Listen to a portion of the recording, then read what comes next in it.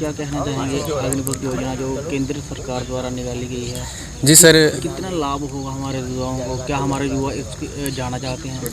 जी sir, बहुत ही अच्छी योजना बनाई है ये गवर्नमेंट ने हमारे लिए, हमारे यूथ के लिए, क्योंकि हम छोटे पीरियड में 4 साल में अपने इंडिया को, अपने कंट्री को सर्व करके आ सकते हैं और अपने पेरेंट्स का भी घर में आके ख्याल रख सकते हैं। और छोटे से पीरियड में आके हम जो भी हमें जो देंगे, गवर्नमेंट हमें देगी जो भी, उससे हम अपना बिजनेस स्टार्ट कर सकते हैं या कहीं भी और भी हमें प्रायोरिटी मिल सकती है। JNK पुलिस और भी CISF, CRPF, बहुत सारी ऐसी डिफेंस है यहाँ पे हमें मिल सकती हैं। ऐसी कोई बात नहीं है, जो इस योग्य होगा उसको 25% में आया जाएगा, जो योग्य नहीं होगा उसको बाहर निकाल दिया जाएगा, इसका कोई नहीं। बट जो 75 में आएंगे उनको प्रायोरिटी मिलेगी। स्टेट में भी CISF, CRPF, लेकिन हमारे में पूरा जोश है।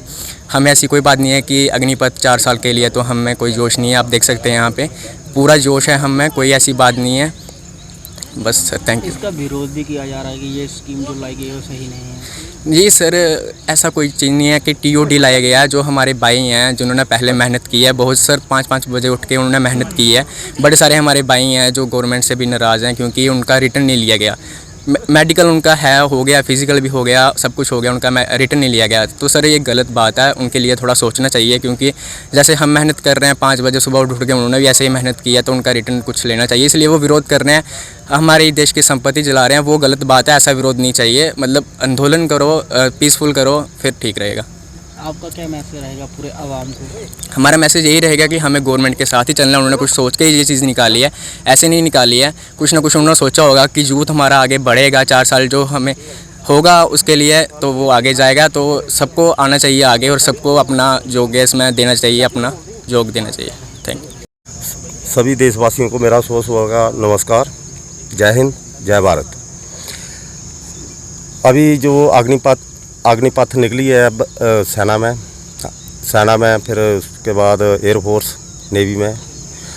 अभी सोचा जाए तो स्कीम अच्छी है, बहुत अच्छी है। जो अभी ऑब्जेक्शन कर रहे हैं तो गलत है, ऑब्जेक्शन नहीं होना चाहिए। अभी जैसे 17 साल का बच्चा जो जैसे 12वीं पास करता है, वो मैक्सिमम क्या जब जैसे काले में पहुंचता है तो नशे की तरफ, नशा उधर से ही उसका शुरू होता है। अगर वो 17 साढ़े 17 साल में आर्मी ज्वाइन कर लेता है, उसका डिसिप्लिन, एक तो उसका डिसिप्लिन बढ़ेगा, दूसरा अपने इंडिया के खिलाफ उसके जज्बा होगा कि मैं इंडिया आर्मी का एक सोल्जर हूँ, ट्रेनिंग करके आया हूँ, उसमें देश के लिए भावना होगी कि मर मिटने के लिए। दूसरा, अब 4 साल है, 4 साल में आकर के कोई दूसरा जॉब भी ले सकता है। जैसे गवर्नमेंट ने उसके लिए 10% आरक्षण रखा है, CRPF, ITBP, असम राइफल वगैरह वगैरह, इसमें काफ़ी आरक्षण दिया जाएगा। तो मेरी तरफ से तो ये अच्छी स्कीम है। मैं तो नौजवानों को यही बोलता हूँ जो दंगा फसाद कर रहे हैं, दंगा फसाद को छोड़ो, अपना फिजिकल करो और अपना आर्मी ज्वाइन करो। सर, अलग अलग पार्टियों की तरफ से एक विरोध किया जा रहा है इसका कि अग्निपथ जो है स्कीम तो सही नहीं है, ये जो स्कीम निकाले हमारे युवाओं को बर्बाद कर देगी, क्या कहेंगे आप? देखो, 17 साल 18 साल का युवा क्या होता है, जैसे उसको आप बोलोगे पत्थर पकड़ो पत्थर मारो, वो मार देगा। क्योंकि पॉलिटिक्स को भी सोचना चाहिए। क्यों अभी कितने युवा जो जिनके ऊपर FIR लगी है, वो क्या कर पाएंगे, वो क्या कर पाएंगे अपने भविष्य में? अभी तो उनका भविष्य खराब होगा जिसके बरखिलाफ FIR लगी है। तो यही है कि आप इन बच्चों को मत भड़काओ, जो आप लोगों ने करना करते रहो, जो पॉलिटिक्स है वो अपना काम करते रहो, लेकिन बच्चों को मत लाओ ग्राउंड में। मेरी यही एक ख्वाहिश है कि बच्चों को मत लाओ इस पॉलिटिक्स में, बच्चों को भविष्य मत खराब करो। सर, कुछ लोगों का ये भी कहना है कि जो धरना प्रदर्शन कर रहे हैं वो युवा नहीं है, कौन लोग हो सकते हैं वो? तो फिर वही हैं जो पॉलिटिक्स वगैरह हैं, जो देश को कमज़ोर करना चाहते हैं। अभी देखो, जैसे ट्रेनें जलाई गई, उसमें किसका नुकसान हुआ? अपने हिंदुस्तान का नुकसान हुआ ना। वो एक गरीब पर बोझ पड़ेगा। अब मान लिया कि अभी ट्रेनें इतने 700 करोड़ का कुछ बोल रहे थे कि 700 करोड़ का कुछ नुकसान कर दिया, तो वो बोझ किस पर पड़ना? आम जनता पर पड़ना है। अगर मान लिया गवर्नमेंट ने 2 रुपये डीजल पेट्रोल बढ़ा दिया, तो किस पर बोझ पड़ेगा? सब कुछ महंगा होगा, सब्जी फल फ्रूट जो भी है, दालें दूलें जो भी है, वो सब महंगा होगा। तो आम जनता पर ही बोझ पड़ना है।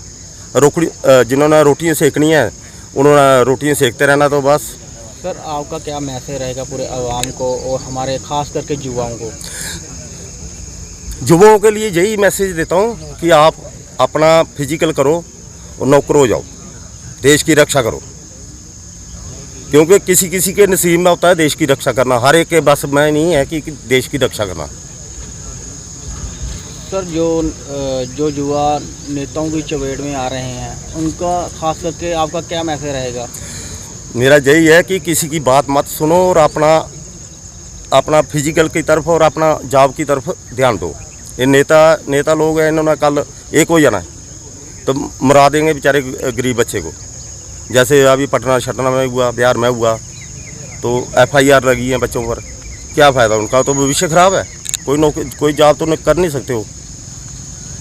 सर, कुछ दिन पहले हमारे बेल्ट फोर्स पर पथराव किया गया, तो क्या लगता है कि इस पथराव से हमारे युवाओं का समस्या का समाधान होगा? देखो, हिंसा से कोई समाधान नहीं है।